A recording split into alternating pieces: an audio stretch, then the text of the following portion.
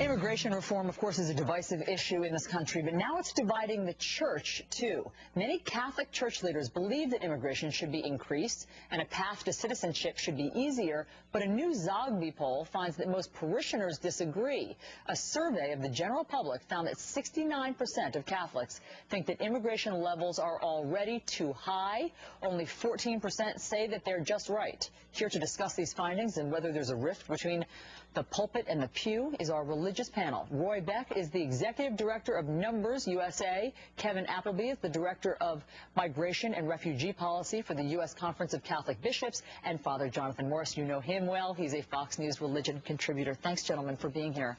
Father Jonathan, I want to start with you. There is a disconnect, apparently, between the pulpit and what religious leaders are saying and what the general public is saying. Why?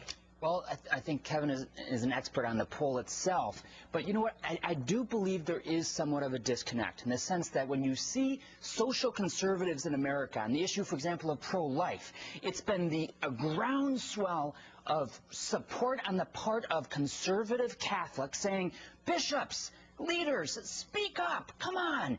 And you've seen a much stronger voice. In the area of immigration reform, you don't see that groundswell. They open up the doors. That's definitely true.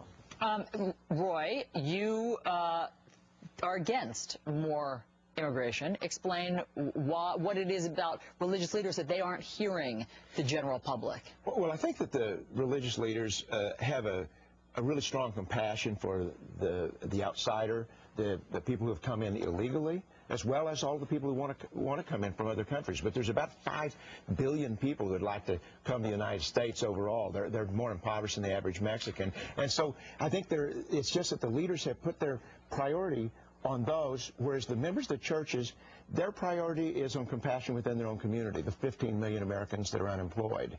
And so they see the government giving out 75,000 permanent work permits to new immigrants every month. And they go, that doesn't make sense. We should stop bringing in new foreign workers right now.